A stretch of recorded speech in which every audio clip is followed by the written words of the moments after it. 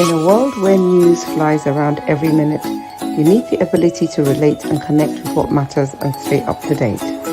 Schengen Story Media News Echoes program is Africans in Diaspora and at Home's leading English news network, one of the most trusted, respected sources for news updates on current affairs as they affect global Africa.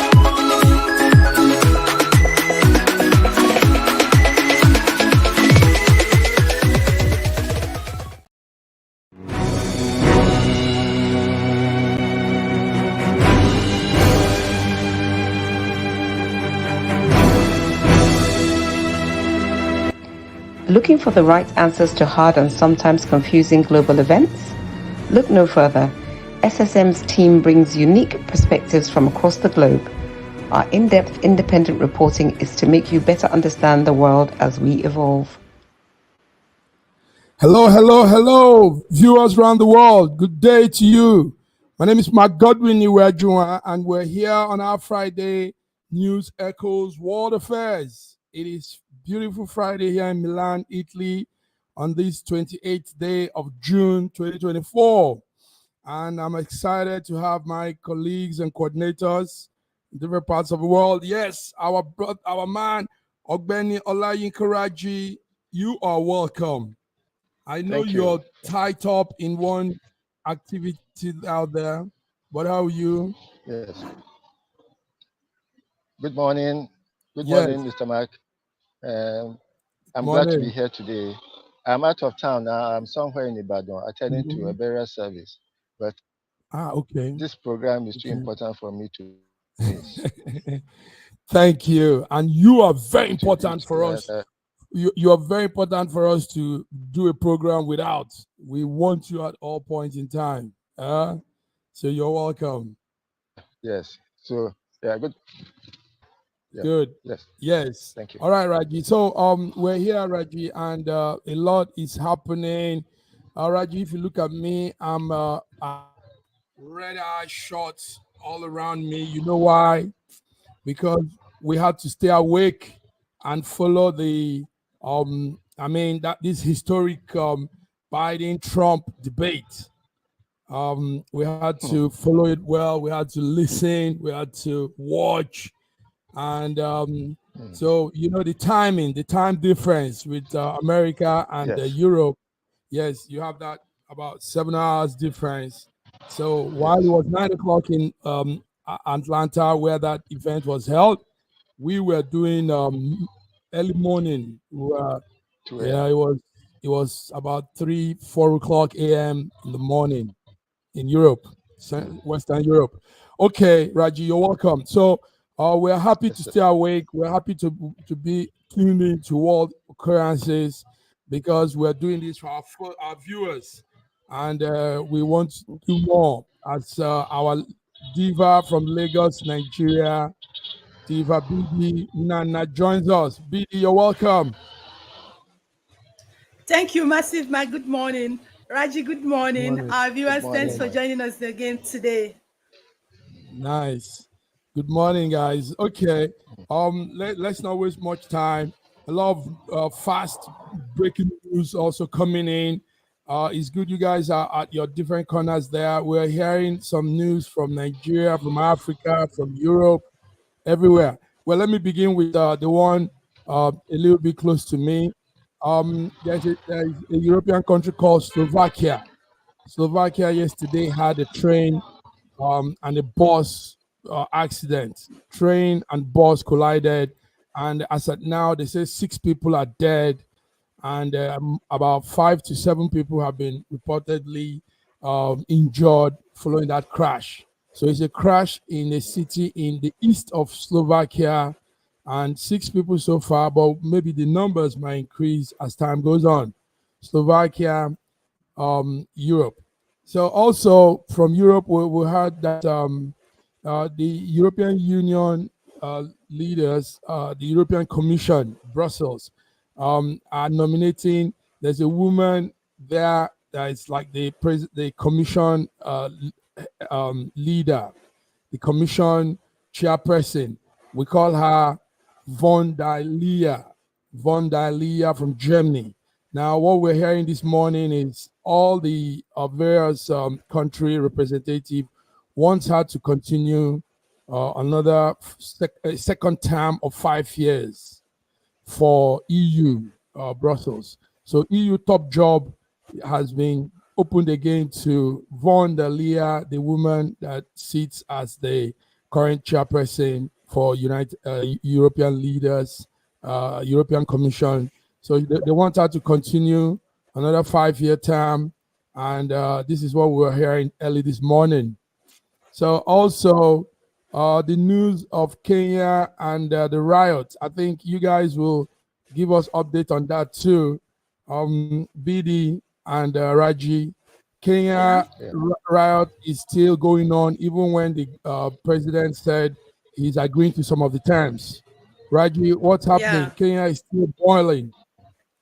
Yes, and it's expected. I think there have been a lot of pent-up fury against the government, against the activities of the government since the government came in. And I saw a list of demands, which if transported to Nigeria, would look like very, very tiny demands. But in the Kenyan environment, it is very, very important. They are asking the government to cut down on unnecessary expenses. Their parliamentary expenses, the presidential expenses, the travel cost of the president, and so many other things. And these are all genuine requests. And they are demanding that the government should spend more money on the people than on itself, and which is also very, very, very, very commendable.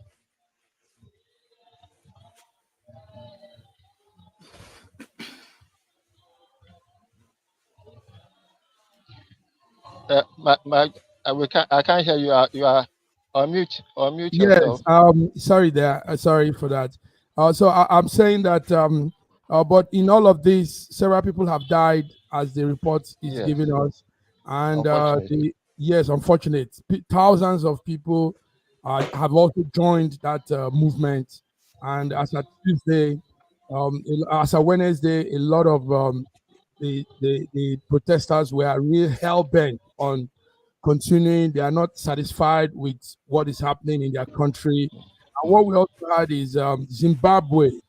Zimbabwe is also planning to start a protest. BD, what do you have on Kenya? Yeah, the president have actually given up that he's no longer signing the finance bill to law, and the youths still continue with the protest. They started by calling for resignation of the president. They now listed the things they actually want the government to reverse, cost of governance and other bills they mentioned. Now, you see, what I saw in Kenya is the power of people. And I wish other countries, more especially Nigeria, should learn this. They understand, during this protest, 13 people were killed. And that did not deter them. They continued. When I spoke with one of them, I said, you guys are not afraid. They've already killed 13 people and you're still on the street. He said, if they go back now, it means that they value their own life more than the life of the ones that have been killed. That the only way they can show these people that they feel what they felt, even at the point of death, is by going through with what they are going through and make sure they achieve something. And honestly, I commend the Kenyan youth. You see, they said the Gen Z don't know what they are doing, but this is what a power of Gen Z and power of unity can do. This kind of thing cannot happen in Nigeria. By the time you kill 2-3 people, they will run away. Lastly, you see, the police of Kenya understand they are Kenyans before being the police. Do you understand? That is what Nigerian police don't understand. You see how most of the protesters came close to them, but they understand that if this thing work well, them as military people, force people, they will benefit. But an average Nigerian policeman don't think in that direction. Honestly, I'm proud of being an African by what Kenya youth have done. I'm really proud of them. Nice. Okay, let's welcome one African that we're proud of to have in the show, and that's Dr. Godwin Ibe from Moscow, Russia. Dr. Godwin, how are you? I'm fine, and you? Hope everyone is good. Yes, yes. Good to have me. Thank you for having me. Thank you viewers for tuning in. Thank you. So yes, Raji Godwin, we're talking Kenya, and these protesters have they are asking for so many things. First of all, they say the situation, economic situation in their country is nothing to write home about, and the cost of living, so many things, tax. Godwin, do you think they will get all of these demands, all these requests they are making? So far, I think one has been granted. But do you think all of these Kenyan protesters' demand will be met? I always say democracy, the guarantor of democracy. We can define democracy all we want, of the people, by people, for the people. We can add from the people, or in the people, or on top of the people. Anyhow you want to do it.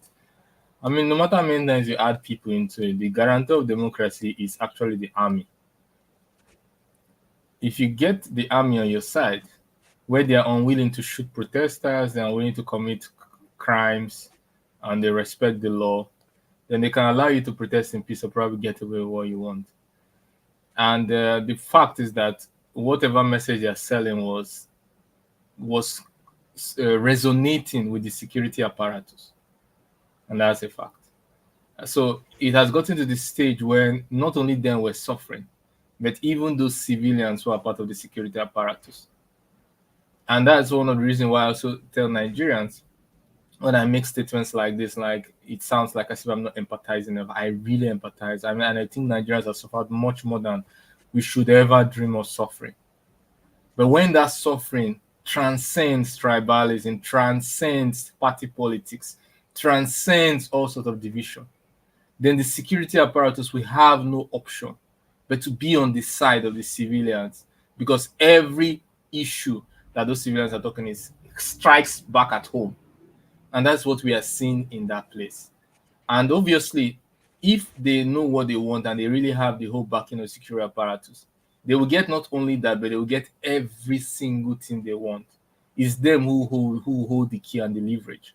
But if it's the other way around, they don't have enough backing, then yeah, it's a little bit dicey. And of course, the thing that gives the security apparatus a lever, as we call it in Nigeria, the boldness or courage, is the backing of geopolitical powers.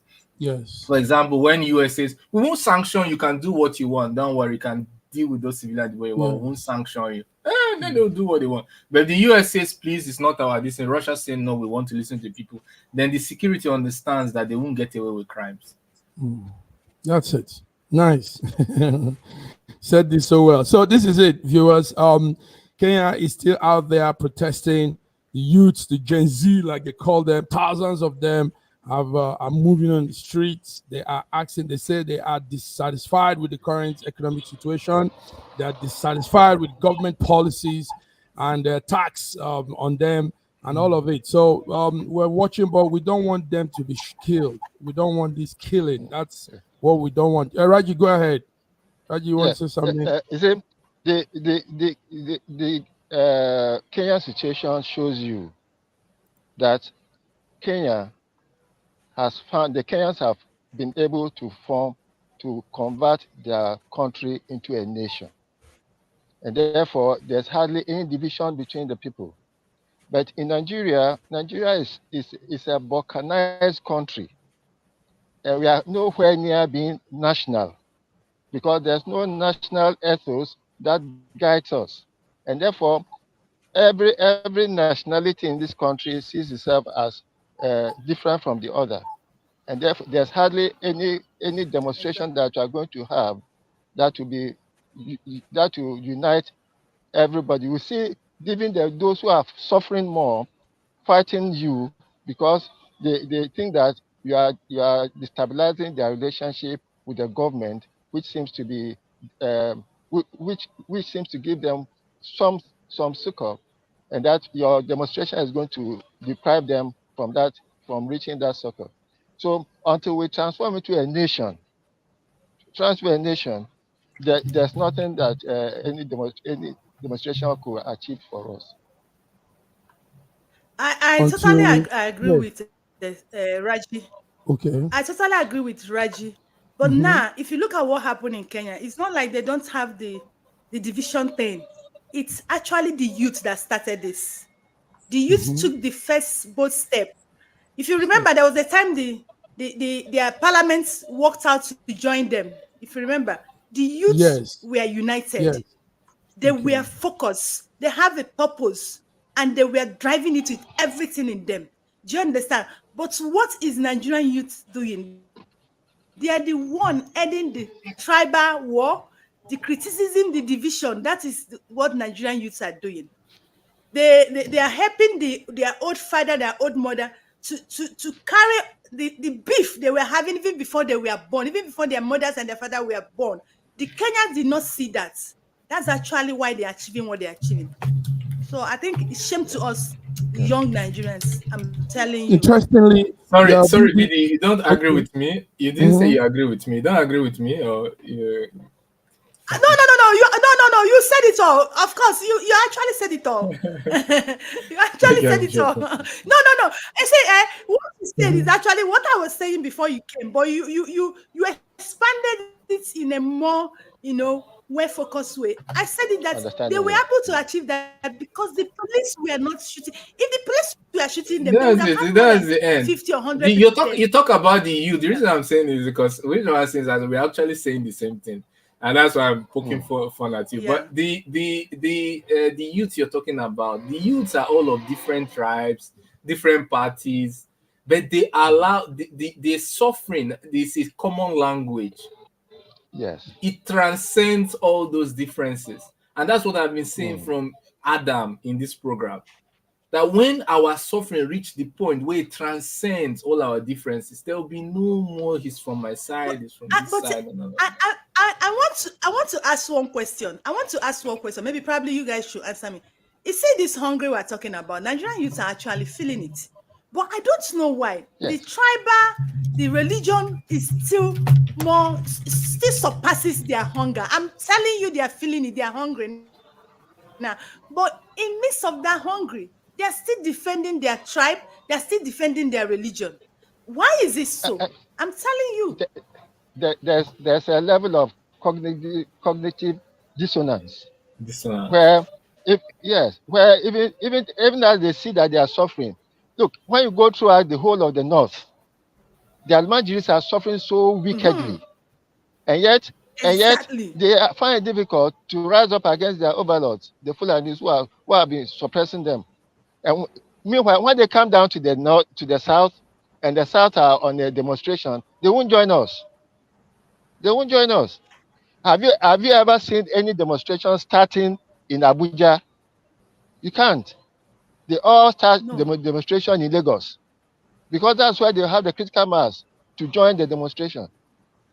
But meanwhile, government is in Abuja.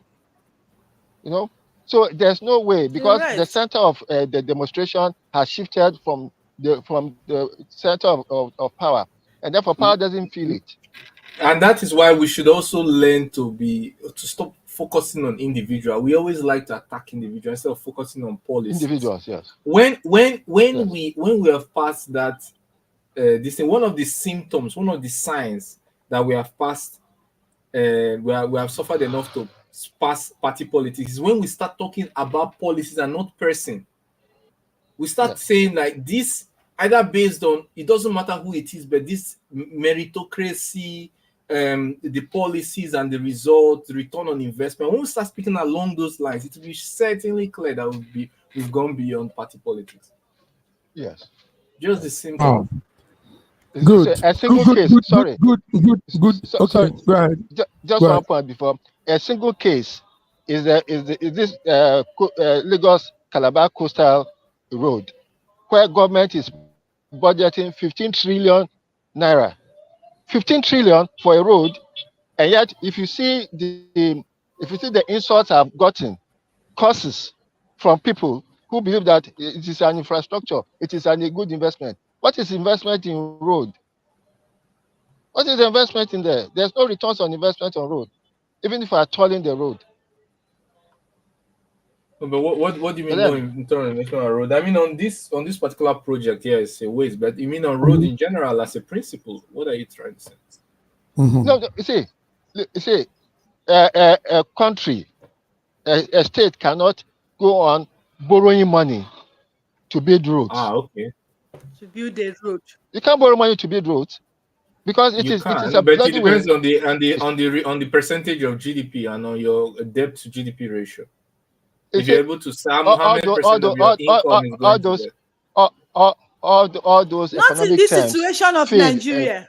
Not in this fail situation of entirely and Nigeria. completely in Nigeria. Do you understand? They Not in fail this entirely situation. and But completely. let's not attack the Nigeria. principle. Let us attack the culprit. That's what I'm saying. It's not the principle of borrowing for infrastructure that is bad. It is the principle of mismanagement and having a high debt load. Let us call a spade a spade. We are saying the same thing. That's why I'm very happy that the president of Kenya insisted that they are now going to start living within they are living within their means. They want to live within their means because you can't just borrow and then we start taxing people. You can't live with outside your means by spending billions on travel, by spending billions on the National Assembly. Yes, you are living with. You can't borrow to be doing and that. keep overtaxing your citizens. That's the main problem. When we have very high cost of governance and the high debt to GDP ratio. So where we say most of these things are recurring. Actually, most of Nigerian expenses are not capital expenses, are recurrent expenses. No. Yes. Recurrent. Most of Nigerians' expenses are recurrent. So that's that's the problem. That's the main problem we're having. We have such a high debt load that most of our payments are recurrent, and that's the big thing. Otherwise, it's not the idea itself. We are living outside our means and borrowing to live big. Okay. That's why the vice president and the president will spend 5 billion on trips. Thank you, ladies and gentlemen. Very crucial discussion here. Crucial, I tell you. Our viewers, you are tuning into our Friday update, World Affairs. Now let's come to something that also concerns us as media people, as what they call the free world of expression. There's a young man called Julian Assange. He has returned home as a free man to Australia, and after taking a plea deal with United States, WikiLeaks founder Julian Assange, you all might have been following the story. He's back in Australia, his home country, and we're all looking and checking all that made up this whole story. So it goes back to a long time ago. Yes, almost 14 years now. Julian Assange was taking. First of all, he was what the case was they said he plead guilty to espionage. That's he did some things that he shouldn't have done, even though we tend to say we have the freedom of speech and all that.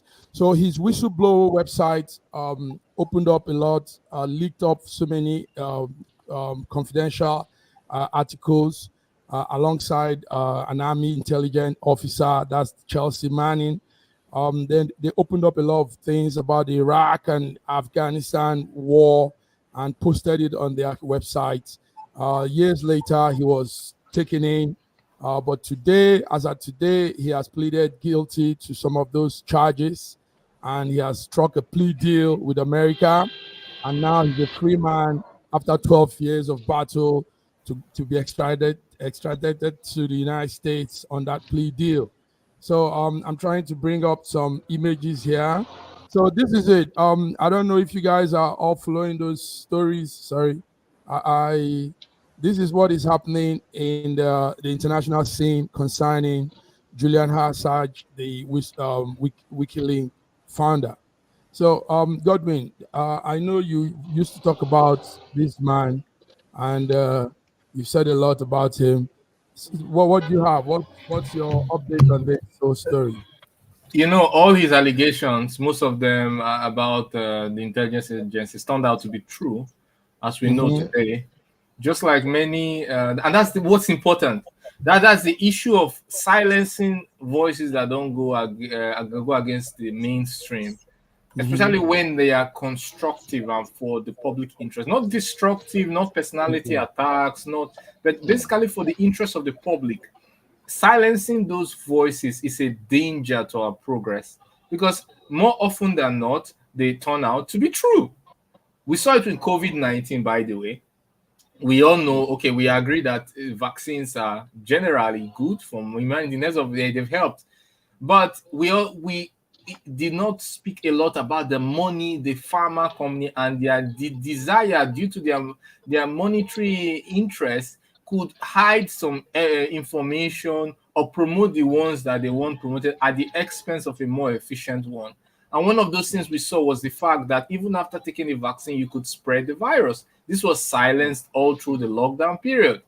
Now we are seeing the same thing with Julian Assange. We also have Snowden, by the way, in Russia. We hope that the next extension will be extended to him. Russia has an open arm for such people, and Snowden is enjoying his life in Russia. But we also hope that anyone who does something in the interest of general public should be, protected by the law. And it's a shame that countries of which you were citizens of did not do anything about it.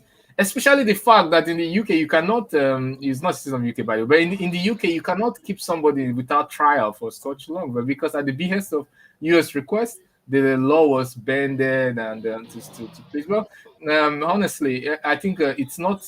It's not. We should celebrate his release, but it's also a shame to all the countries that refuse to do enough, and all the journalists. Well, his country's one-time Prime Minister Kevin Rudd, and I think presently he's the ambassador to Australia, to United States.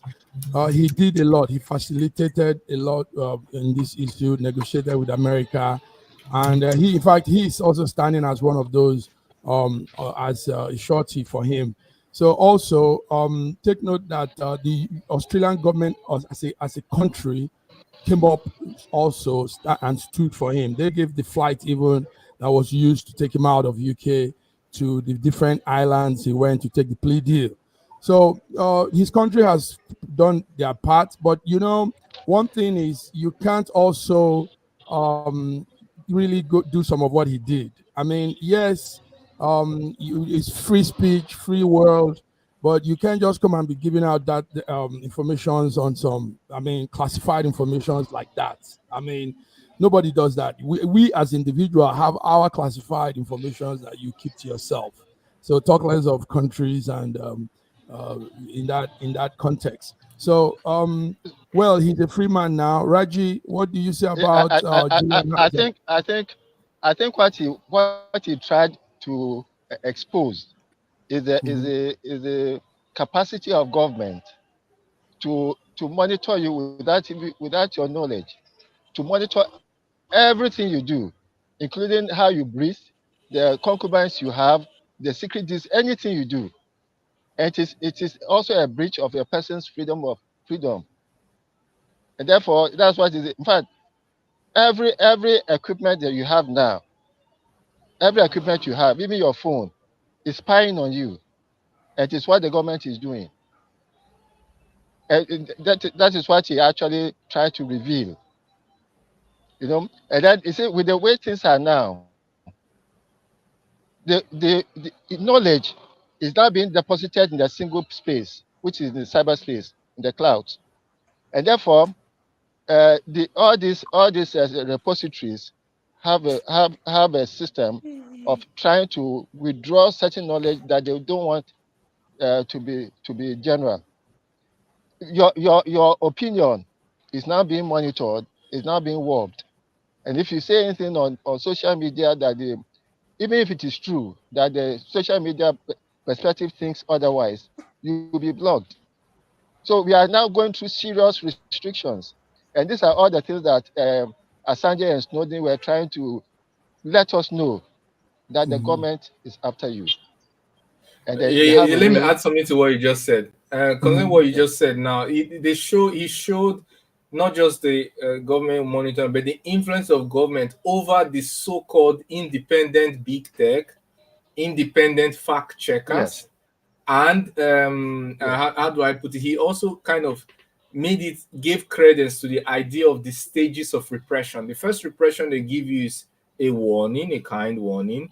The second warning they will give you is they'll put a leash on your mouth by demonetizing you and banning you. And then the third one is either they come for your life through covert or overt means. And he laid credence to those that degree of repression. And also it's also one last very, very important thing is the idea of end-to-end encryption, which a lot of people are so happy with. Oh, it's end-to-end, so I'm encrypted, whatever we say. Let me tell you, today we have what we call NPUs, neural processing units, that work with artificial intelligence.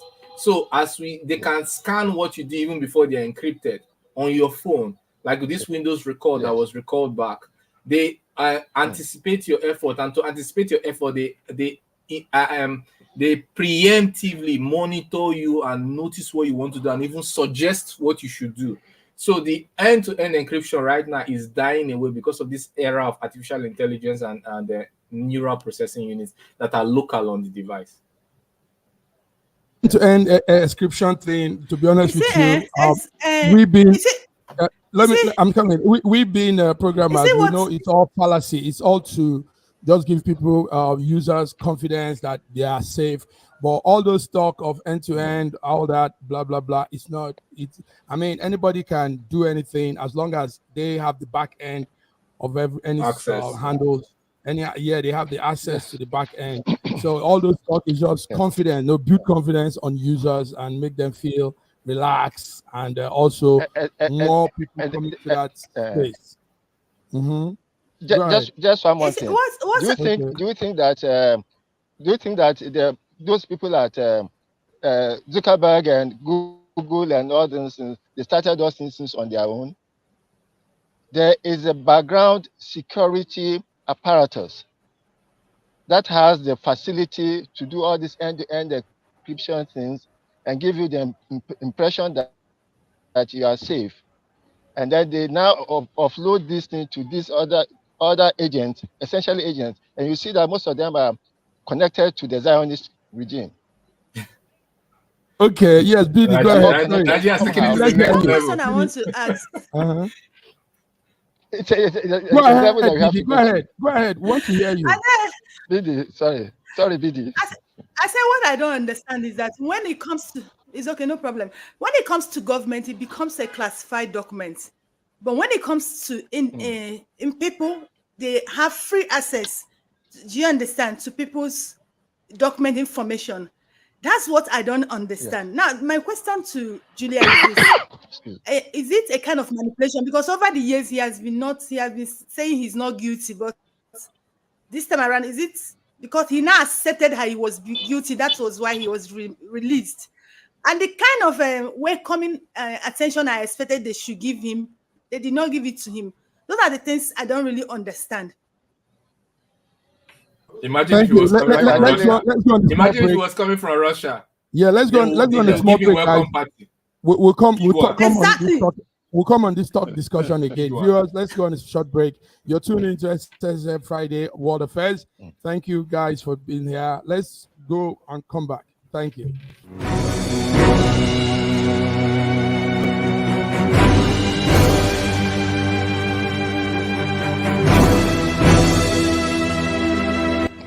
Looking for the right answers to hard and sometimes confusing global events? Look no further.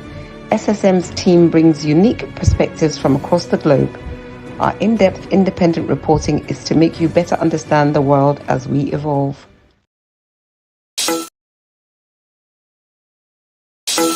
In a world where news flies around every minute, you need the ability to relate and connect with what matters and stay up to date.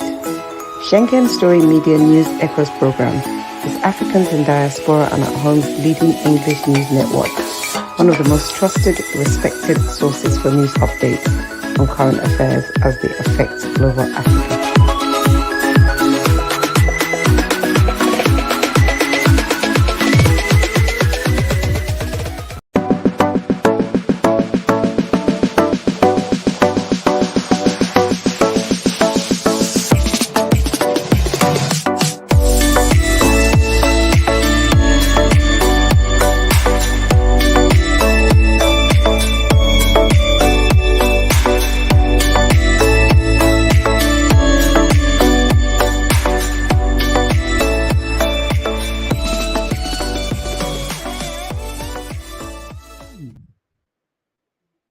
All right, viewers, well, welcome back to SSM Friday World Affairs. My name is Mike Godwin Iweajunwa, and we are talking international updates. I'm here with BD from Lagos, Nigeria. I'm here with Godwin eBay from Moscow, Russia, and yes, Raji, I think. So yes, BD, you were asking some very questions there. Julian Assange formerly was denying everything. Now he just pleaded guilty and said yes, he's guilty of all the single espionage charges against him. Well, we know what like Godwin was saying. Most times, this government policy or government security arms, they come real strong on you. You know, while he was in Ecuador embassy taking refugee, they did something. They pushed him to the wall and made the Ecuadorian diplomats to now go against him. So while he was there, he was a problem, you know, and that was pressure coming from these two countries, the U.S., United States, and Britain. Now he left there and went and took refuge in another place, and the pressure continued. So he just couldn't stand those pressures, and he had to just own up. So he has owned up now, and well, he's home. He's relaxed. He said he will be sleeping more. He will be taking more deep in the sea. He will be swimming. He will be refreshing himself from all that he has gone through. Godwin, is there any more thing you want to add on Julian Assange and his situation? Or we go forward. Well, I think considering his age, he might decide to retire. But he could still continue what he wants. If he can still continue, the only thing is that he knows now not to travel to some countries that their sovereignty from American politics or the parties who commit these crimes, where they are not sovereign enough to say no. So he has to now monitor where he goes to, and if he decides, should he decide to continue his WikiLeaks. Like I said, it's very. I'm very happy to see him released, but I think those countries, for it to have taken this long, and I'm saying it because I really care about. It doesn't matter which citizen. Look, we have Snowden here. It's an American. It's not a Russia. It's not a Nigeria. But I'm saying, come on, go take your guy. What are you doing? I negotiate. Come take your guy. You have Paul Whelan here in Russia, U.S. citizen. Guys, come take your guy. You took Greta, what's her name again? The basketballer with that smokes weed instead of a guy, a diplomatic guy. So I wonder why they did not. I wonder why they did not go to negotiate on his behalf. What happened? I wonder why. Take your guys. It's not. You don't say we are against Americans now. We are pro-American. We are pro-American citizen. Come and take your citizen, but negotiate. Do what you need to do. Don't take people just for media wokeness because one is black and smokes weed. Anyway, his country came in late hour anyway after he has spent so many time outside suffering. Australia came in fact, the flight he used, it's Australia that paid for it, and now he's owing them. He's going to owe them. He'll pay them about $520,000 for that chartered flight because he was taking him from one point to the other, from one point to the other. And like I said, the former Prime Minister, Kevin Rudd, stood for him because he's also the ambassador to Australia in America. And they did some plea deals, and well, we hope it goes well with him. So let's move on, gentlemen. Let's move on. Godwin has gone off. There's a warning coming from Russia this morning, but let's leave that until Godwin comes back. BD, there is other news flying. Yes, one of such is that let's talk about this whole issue of. Did you follow the debate? Were you tuned into the debate, BD? Yeah, I didn't follow it. Honestly, I didn't follow it, but I knew it was going on. I didn't follow it. Yeah, Biden and Trump. Yeah. The debate was going on, and a lot of things were happening. Let me just break down some of what was going on. Sorry.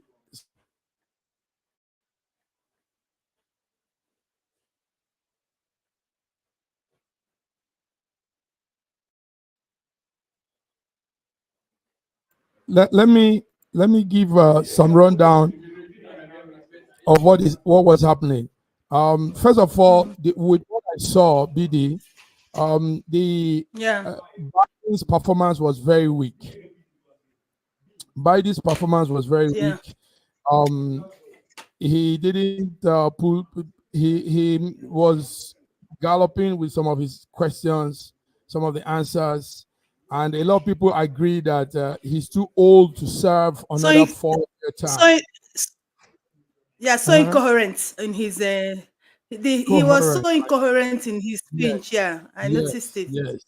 Yes. So a lot of people are saying that to come another 4-year term will be a disaster, and everybody's agreeing to that. So he didn't pull through with the questions very well. Also, he stumbled on words. He stumbled on words on several occasions. Even his party people noticed that he didn't step up. But what they are saying is this: see what the Democrats are saying.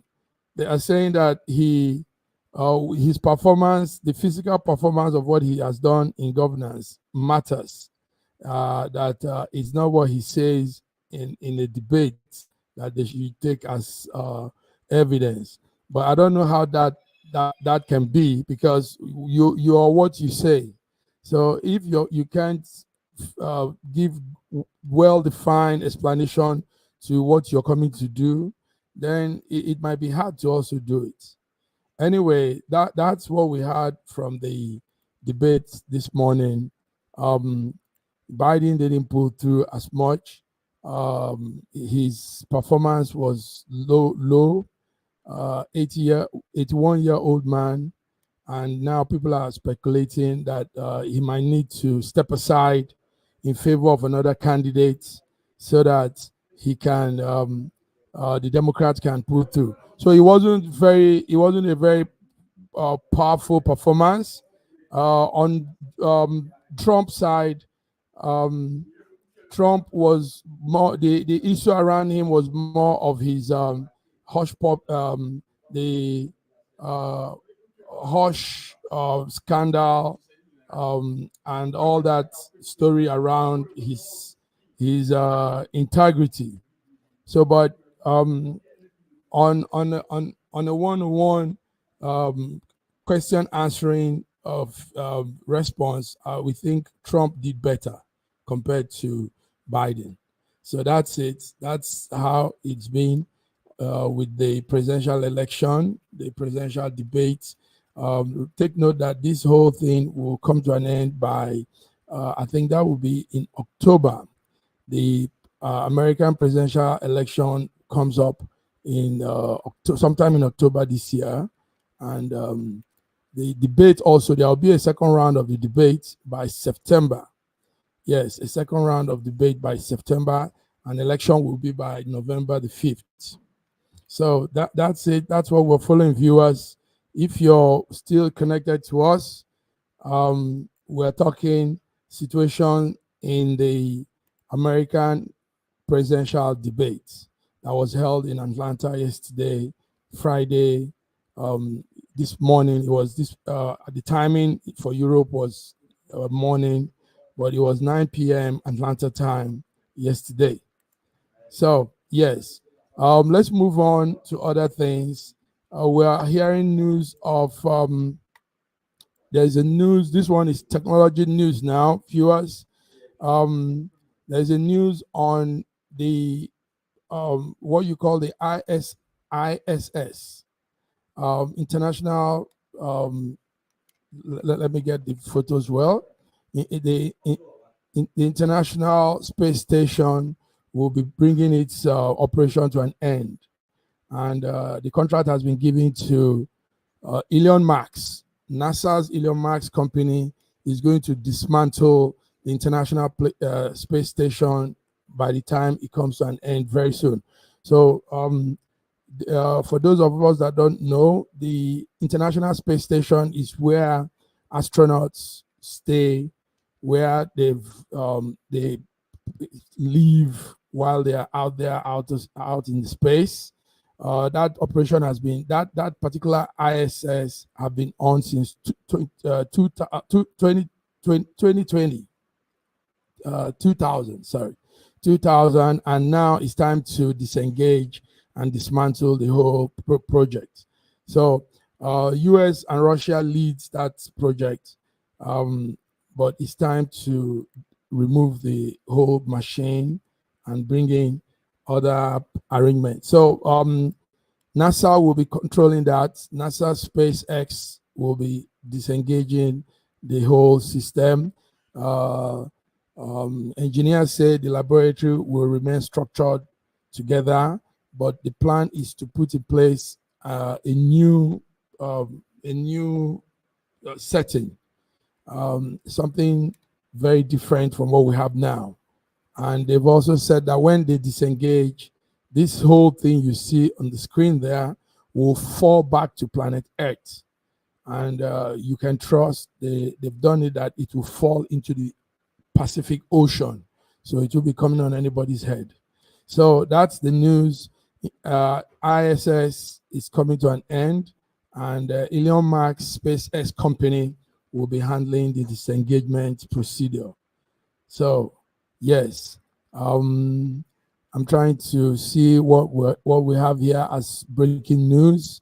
There's a breaking news that we've just got now. It says Russia warns of direct confrontation with NATO if it threatens to destroy US spy drones over the Black Sea, as Kremlin declares the West is falling into abyss. Godwin, yes, thank you for coming. It's a breaking news coming in from your end. Russia is warning of direct confrontation with NATO. Did you hear that this morning? It says it will destroy US spy drones that is hovering over the Black Sea. And we know that this might trigger some military conflicts between Russia and the West. What do you have on that? Did you see that news? Did you see any? Yeah, it's in line with different statements, rhetorics that could not necessarily. I mean, actions that could cause escalation. Okay. We know that what we know for a fact is that the US conducts reconnaissance operations around the Black Sea near Russia with their Global Hawk drone. Around that time or shortly after, there's a missile attack on Russian territory or Crimea or whatever, at least Russian administered territory, even if I think we can all agree it's administered by Russia. And there's a direct correlation with the reconnaissance operation of this Global Hawk and attacks on Russian residents. So it's creating room for escalation, and that's a fact. Now, between such powers, nuclear powers, like Russia and United States and NATO, in an event of a nuclear war, anybody that survives will have to live underground. In fact, we will envy the dead. Any living person in a nuclear war, we envy those that have died. It's not something we want to go to. You will have to live underground because you can't live in the open. You can't live above the Earth's surface. You will envy those who have lived before you. So it's not something we want to get to. You understand? It's not. It doesn't take. It's not. It does. It doesn't need. It doesn't need direct contact. The nuclear war does not need direct contact to cause death. Just nuclear radiation and everything. We don't want to get to that stage. We also don't want having to conscript everybody in a country to fight this bloody war. Okay, so let's keep it at that. You heard of the foiled coup attempt in Bolivia. Did you hear that? Bolivia had a coup attempt. I didn't hear about that. Okay. Yeah, there was a coup attempt, and some generals were also arrested after the thing foiled. So Bolivia is that country in South America, and this morning the president Luis Arc is calling the international international bodies come to support him after that coup attempt on, I think that was on Wednesday night. Coup attempt in Bolivia. We're still following the story, but a lot of military generals have been arrested, and but he has told his people to continue with their lives. Everything is under control. Soldiers were seen moving around the square, the city square, and authorities are in all places. Security arms are around the country, protecting anything that has to be protected. So Bolivia had a coup attempt, but it was failed. There also there's a story of okay, we talked about the Biden performance and all that. Did you follow the debate this morning? It should have been this morning in your time. Did you get any? I didn't follow the debate. People have already tagged me and sent me some things as they like to do. And the one they brought to my attention was when Joe Biden said something about migration officers, and Trump said, like, I don't understand it. I'm not sure he even understands what he's saying. No, really, it was. I mean, but Godwin, you need to see it. Biden didn't do well at all. Poor performance, but if you ask, very poor. I didn't say that. I'm just getting on the report. And yes, people are saying the truth of the matter is this man can't hold for another 4 years. But you look at this, you look at the democracy. You want democracy. You want to export democracy to the world, but you're showing this to the world as the paragon of democracy. I mean, at least it's appalling. Yeah, it was appalling. It wasn't a good one for Democrats. And well, Kamala Harris came out and said, blah blah blah, that his performance the last 3 years doesn't mean anything. Debate, talking on stage is not what it is, but it's his performance. But man, how do you talk like this and expect to perform well?